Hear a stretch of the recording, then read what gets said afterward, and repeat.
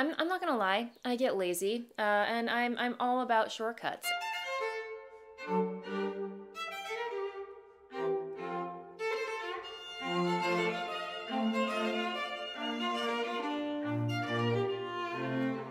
Hi everybody, welcome back to my channel. I hope you're doing well wherever you are in the world. This is a channel where I come to you every week, I sit down and I chat about what I've been making, primarily knitting, and lately there's been a lot of quilting. So if that piques your interest, you are in the correct spot, my friend. So gather around, grab a cup of something, and let's get into it. I do have a couple of announcements to share with you before we get into the meat of the episode. This week I will be a guest on the Knit Together with Kim and Jonna YouTube channel. So if you're not familiar with them, oh my goodness, go check out their channel. I'll link to it in the doobly-doo up here and down below. But Kim and Jonna so kindly and graciously invited me onto their channel for an interview and just to chat. Admittedly, I'm not used to being interviewed, so I might seem a little awkward, but rest assured, I had the best time. Kim and Jonna, you're the best. Thank you so much for having me on your channel. And I'm recording this on Thursday and the episode will air on Friday, which is tomorrow at 10 a.m. So by the time you're watching this,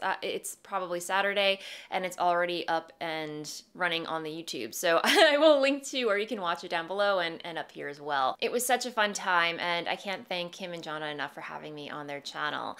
Yeah, all right. Let's talk elephants in the room. Of course, I am not wearing any knitwear because yeah, it's gonna be another hot one today, guys. But that's why we have Margot. She's modeling the Snowmelt Shawl, a beautiful pattern by Helen Stewart, easily one of my favorite designers. This was definitely a milestone because this was, number one, it was my first Helen Stewart pattern. Second, it was my very first mystery knit along that I've ever participated in, and I was not disappointed. And the Snowmelt is a half circle shawl. It's not a crescent. I believe crescent shawls have like a dip to them in the center, whereas just a half circle is like half a pie shawl, so it's like D-shaped, if you will. And this shawl, I mean, as epic as it looks, it's huge. It's giant. Granted, you know, I feel like it has shrunk down ever since I blocked it, because when I blocked it, it was massive. But I've noticed with older shawls that I've knit, since I finished them, they've just kind of shrunk in a little bit. It's not a terrible thing, it's just you have to reblock them if you have the time or energy to do it. But I have to say, the Snowmelt shawl is already such a big shawl. I am not bothered that it shrunk down in size a little bit. But anyway, yeah, that's just a random observation for you. But I did knit the Snowmelt shawl using my hand-dyed yarns, Voolenvine yarns, in my Nouveau base, which is a 100% superwash merino single ply. Seriously, when I feel like I knit with my Nouveau base the most.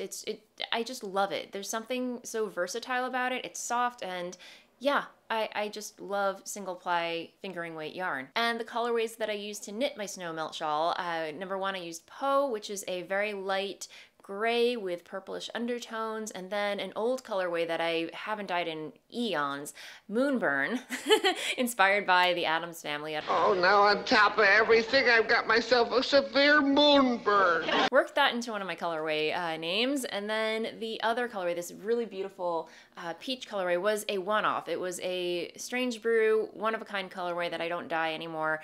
I'm blanking on the name of it, but I'll pop a link to the project page on Ravelry if you're curious. But as I mentioned, I truly enjoyed knitting the Snowmelt shawl. I highly recommend it, especially if you're looking for something very intuitive, relaxing, and meditative to knit and want to play with color.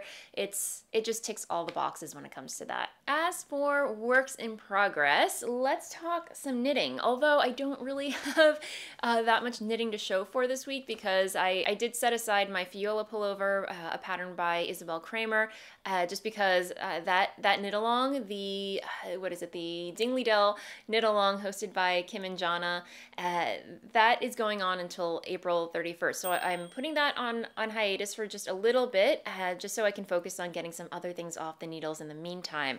And I did pick up my Badger and Bloom pullover, a beautiful pattern. All these patterns are beautiful, guys. I need to come up with more adjectives. But it's a beautiful pattern by Ventzel. The reason why I put this on hiatus is, I don't know if you can tell, but it's a very floofy, it's a very warm and fuzzy looking yarn.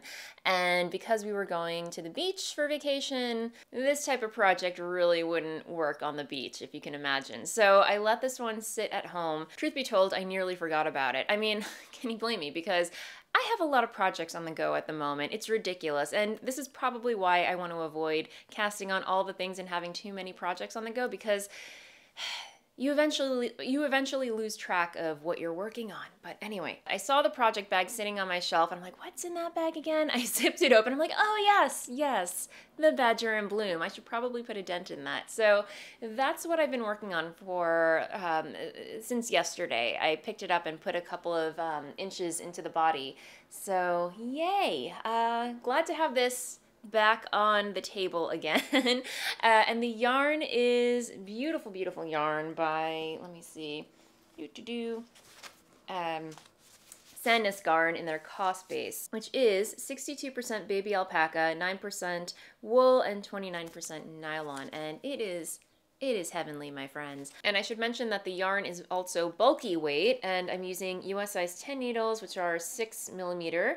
And yeah, you can just imagine how quickly this is knitting up, especially with the color work. I mean, it's low contrast here, but it's, you know, when you see it in very stark colors, very contrasty colors, you can tell like it's a very simple color work motif. So nothing too complicated. Yeah, it's flying off the needles. So at least there's that. I may have a lot of projects on the go, but at least they're not heavily involved, which is, I guess you can call it a silver lining, if you will. That is all the knitting I have to share with you this week. Again, I put my knitting aside so I could put a dent in my Granny Square crochet blanket. And I'm happy to report that I am making a lot of progress on this, my friends. I should mention that the pattern that I'm crocheting is from Modern Crochet 12 Designs for You and Your Home by Patons, Australia. And I found this pattern browsing Ravelry. This is the cardigan that I am knitting. How cool is that, guys? I mean, yeah, it's so awesome. So when I stumbled on this pattern, I was really upset to learn that this book in particular is out of print, or, you know, according to Ravelry, it was out of print. But again, a lovely member of this channel, viewer, Natalia, who has the Acorn Knits YouTube channel. Hi, Natalia. So wonderfully reached out to me and offered to send me a copy. She's in Australia and said that her local yarn shop had a copy of it, and she sent it my way, and I could not be more thankful and grateful to her. I mean, I was about to embark on another journey of reverse engineering this pattern, just so I could have this pattern in my life. But Natalia to the rescue. Natalia, thank you so much again. I will link to her YouTube channel. Definitely check it out. She's awesome, and yeah, working on really, really beautiful projects. So check her out. I was just so happy when she sent this my way. But I'm still working on my granny squares. I have yet to like start piecing things together, but I am happy to report that the stack is growing. So here's where we are. We've got a nice stack of granny squares, and I think I have about like 26, close to 30, and there's a lot of cat hair, guys. I don't know, like, how does cat hair get all over this? Let me see, I have 1, 2, 3, 4, 5, 6, 7, 8, 9, 10, 11, 12, 13, 14, 15, 16, 17, 18, 19, 20, 21, 22, 23, 24, 25, 26. I was right, 26. So I think I need a total of 45 for this Granny Square cardi. So I've just been sitting down, binging on Netflix and YouTube videos, and just getting my Crochet Granny Square on. It's gonna be a slow and steady process, guys. But that's why I made the crochet along 3 months. So I knew this would happen. Like, I would just go through phases of wanting to work on it and then putting it aside, wanting to work on it and putting it aside. The fact that I made it a 3-month make along is self-serving, if you will. But I'm sure those participating can relate. By the way, the make along is happening over in our private Facebook group for members. Members of this channel, as a thank you, I created a private Facebook group for us to, you know, just chat, get together, share what we're working on, and also to provide a safe place to host these make alongs and do giveaway prizes. Because again, in the past when I've done giveaways on YouTube, it's opened a door to trolls and scammers, and I don't want that here on this channel. While I wish I could open up the Facebook group to everybody, it's the only way to keep things safe and intimate, and not to mention manageable for myself. But yes, just a quick spiel. If you would like to support this channel, if you enjoy the work that I do, please do consider becoming a member. You can do that by clicking on the join button down below this video. And if you choose the A Cup of Something or Strawberry Thieves tier, you can enjoy a bonus vlog from yours truly, an invite to the Facebook group, and some other fun bonus content sprinkled in along the way. But yes, I am hosting a Granny Square make-along, and I say make-along because I'm opening it up to other crafts. It doesn't just have to be crochet. It can be, you know, use your imagination. If you want to knit granny squares, if you want to sew granny squares, get creative. It's a very casual make-along, and I am offering a giveaway prize at the end of the make-along, which I believe is August 31st. So plenty of time to join, and you know, yeah, I hope to see you there. What else do I have to say about this Granny Square Cardi, other than I'm using a delightful combination of Shepia's Katona yarn. And guys, this yarn, I love this yarn. For 100% cotton, it's a joy. It's a pleasure to work with. And here is a close-up of it. It's fingering weight, I should also mention, and I'm not, again, these, they do not name their colorways, but the colorways that I am using is this linen beige. It's very light. This brick orangey coppery red, and let me see, a dark peach, and then a lighter peach. And then also, it's over there, but I'm using black for the border and the main color of the cardigan. But as you can see in the granny squares, the method to my madness is that I'm just alternating from starting with a darker color and graduating to the lighter, and then on another square I'm starting out with a lighter color and graduating to a darker. And yeah, it's just going to be an alternating color scheme throughout. I think, you know, before I finish all of my granny squares, I'm gonna start piecing them together just to boost my motivation with this project. I think once I start seeing the cardigan start to form and come together, I'm gonna get even more excited about it. So anyway, yeah, again, this is a labor of love, but a fun one at that. So yay, Granny Square Cardi. I have some quilting to share with you, and I've been holding out on the main channel, but over on the Monday Waffle, my bonus vlog for members, I was sharing my progress on this just because it's a very casual project. It was just supposed to be this project that I could crank out in a weekend, but as with most of my projects, you know, small as they are or can be, they take longer than anticipated. But I had purchased some fabric from Missouri Star Quilt Company. They were having a sale, and this is going to seem so completely out of my comfort zone because you know how much I love muted shades, you know, dark, moody kind of colors. But once I saw this on the website, and you know, I was just drawn to it. I couldn't resist. It was just so fun and colorful, and I was craving color, and I was like, you know what?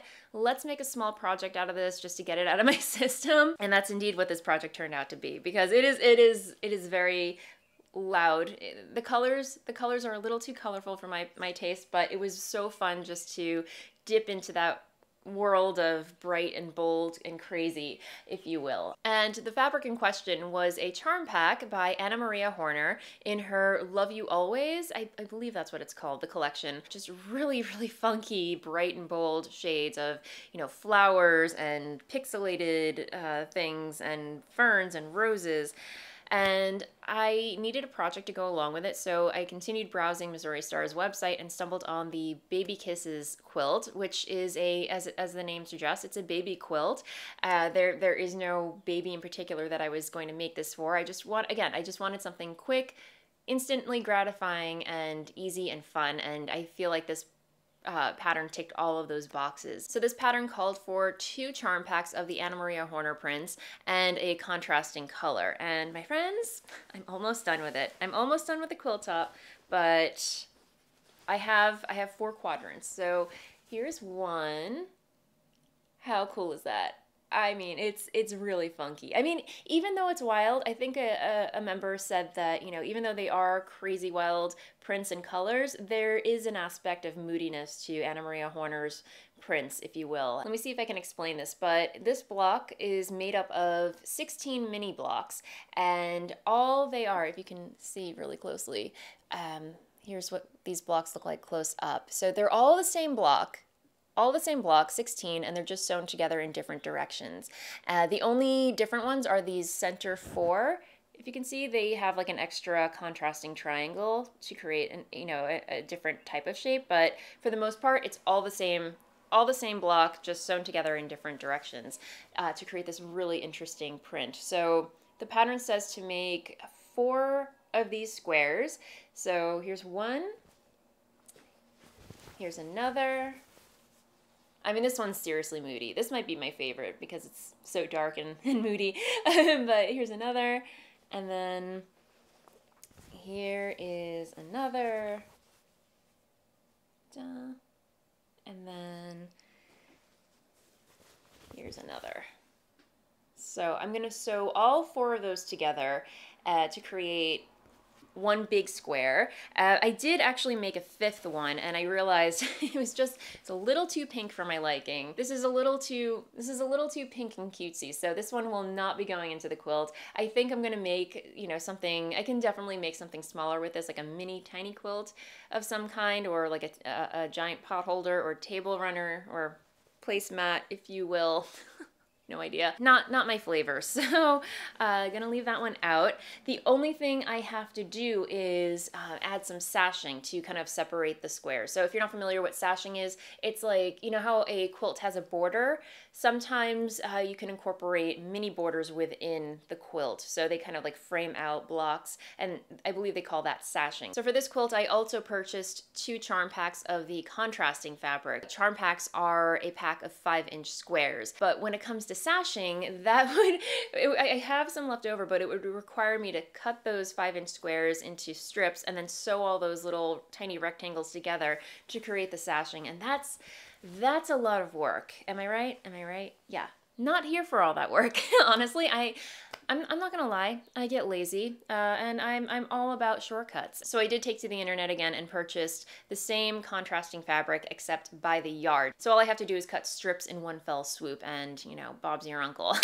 And then I'll have those charms left over for, I don't know, some other projects like English paper piecing, because you can never have too much of this. I don't know, guys, like I love these textured solid prints. I just feel like that they do such an amazing job of bringing you know, other prints together, kind of like, you know, with my double wedding ring quilt, which is on hiatus. I'm working on that slowly but surely, but I'm using the grunge fabric for that as well to kind of, you know, just add a little more dimension and texture to, you know, the floral prints that I'm using, as opposed to just like plain solid black, which I feel like would just be a little too stark. Anyway, for the border, I should mention that I think I'm going to use this fabric. It's also by Anna Maria Horner. It's very, very Lisa Frank. I can't get enough of it. It's like my inner preteen is just, it makes my inner preteen so happy to see this fabric. I'm indulging it. So I believe this will be the border, and then I'm going to use this fabric for the backing up a little bit for you. Yeah, these prints are so fun, guys. I love it. I love it. Definitely indulging my inner preteen. I am here for it. Once the contrasting fabric gets here, it should probably come like over the weekend or next week or something.